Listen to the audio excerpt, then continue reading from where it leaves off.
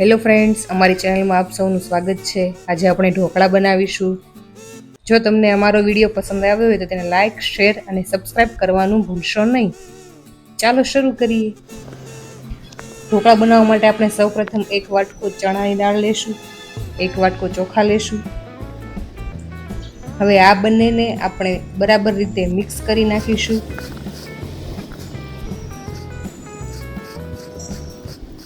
હવે આ રીતે બરાબર મિક્સ કરી લીધા બાદ આપણે હવે તેને દળી નાખીશું ઘંટીમાં। હવે આપણો લોટ દળાઈને તૈયાર થઈ ગયો છે। આ રીતે ચણાની દાળ અને ચોખા નાખીને ઢોકળા એકદમ સ્વાદિષ્ટ અને મુલાયમ થાય છે। તો હવે આપણે આ લોટને આથી નાખીએ।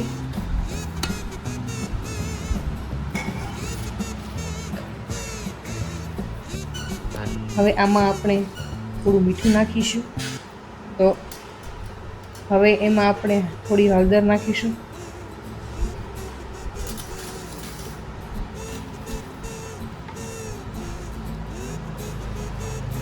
હવે આપણે તેમાં છાશ નાખીશું।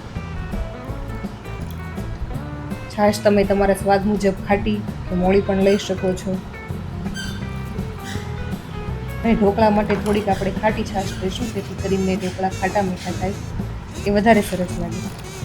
થોડું પાણી એડ કરીશું। હવે આપણે તેને બરાબર મિક્સ કરી લઈશું।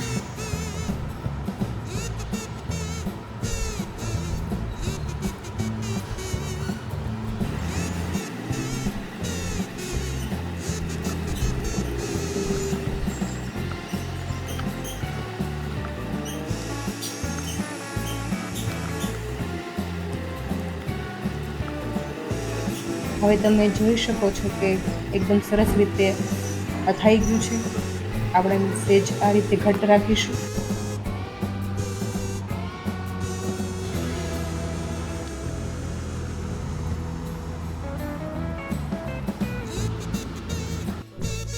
હવે તમે જોઈ શકો છો કે આપણો આથો સરસ રીતે આવી ગયો છે। હવે એમાં આપણે કટિંગ કરેલી મરચી લેશું, 2 ચમચી। મેં ખાંડેલું લસણ લીધું છે, 2 ચમચી। પલાળેલી મેથી લીધેલી છે, 1 વાટકી। 1 વાટકી મઠ લીધેલા છે, મઠનો સ્વાદ ખૂબ જ સરસ આવે છે। હવે એમાં બાફેલી મકાઈ નાખી છે।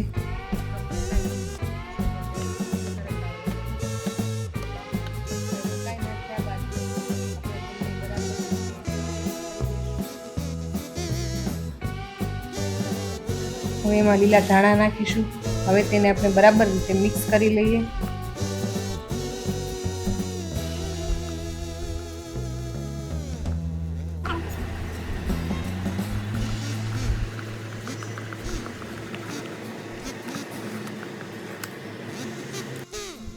હવે એમાં આપણે 2 ચમચી જેટલા બેકિંગ સોડા ઉમેરીશું।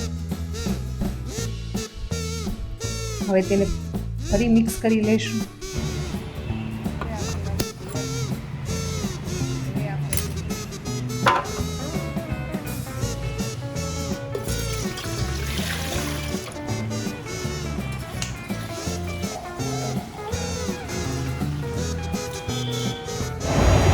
હવે આપણે 3 થી 4 ગ્લાસ પાણી ગરમ કરવાનું છે। પાણી ગરમ થાય ત્યાં સુધી આપણે ડીશ તૈયાર કરી નાખીએ। પાણી ગરમ થાય ત્યાં સુધી આપણે ડીશ તૈયાર કરી લઈએ। હવે ડીશમાં આપણે 2 ચમચી જેટલું તેલ લીધું છે, તેને આપણે ડીશ પર બરાબર લગાવી દઈશું। હવે એને આ રીતે ડીશમાં બરાબર લગાવી દઈશું ચારે બાજુ।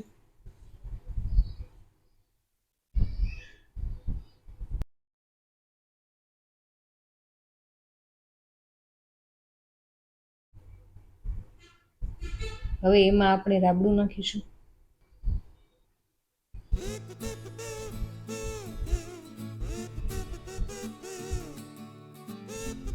હવે એને ડીશમાં આ રીતે બરાબર પાથરી દઈશું।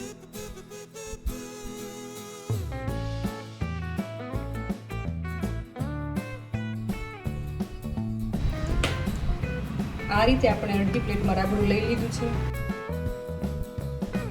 હવે એના પર લાલ મરચું નાખીશું, થોડું રાખો ને।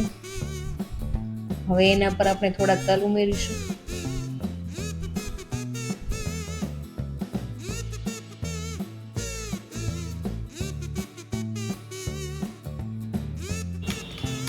હવે આપણું પાણી ગરમ થઈ ગયું છે તો આપણે ડીશને ઢોકળિયામાં મૂકી દઈશું.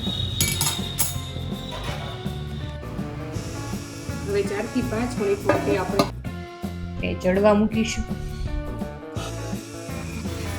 એક પ્લેટ તૈયાર થાય ત્યાં સુધીમાં આપણે બીજી પ્લેટ તૈયાર કરી નાખીએ.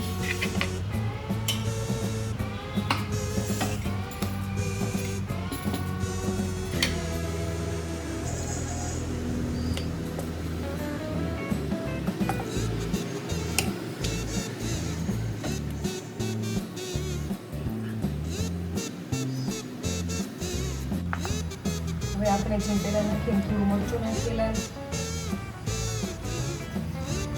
થોડા તલ નાખીશું. હવે આપણે બીજી પ્લેટ પણ તૈયાર થઈ ગઈ છે.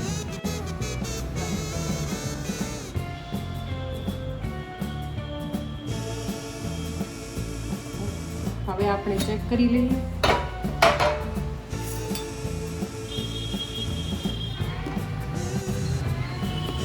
તમે જોઈ શકો છો કે આપણી પ્લેટ તૈયાર થઈ ગઈ છે. હવે આપણે તેને ઉતારી લઈએ.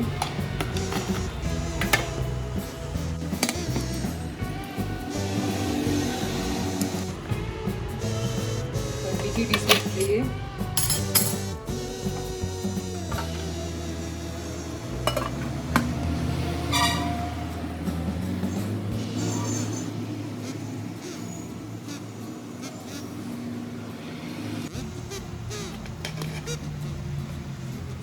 થોડા ઠંડા થઈ જાય પછી આપણે એને આ રીતે કટિંગ કરી નાખીએ.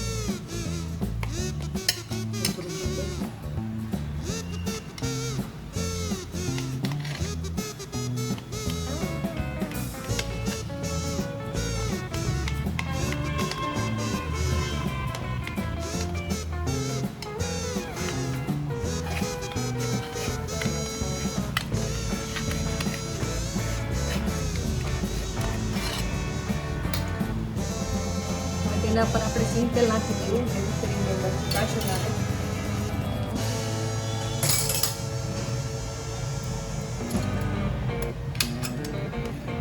આ રીતે આપણે લગાવી લઈએ.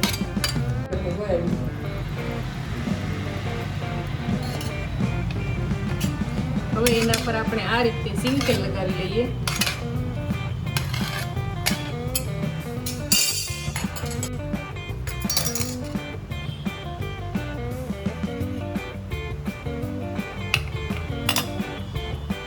હવે તમે જોઈ શકો છો કે એકદમ સરસ અને મુલાયમ ઢોકળા તૈયાર છે.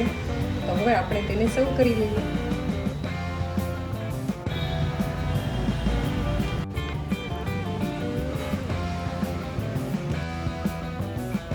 તો આ તૈયાર છે ઢોકળા. હવે આને તમને સોસ સાથે કે સિંગ તેલ સાથે પણ ખાવાની ખૂબ જ મજા આવે છે.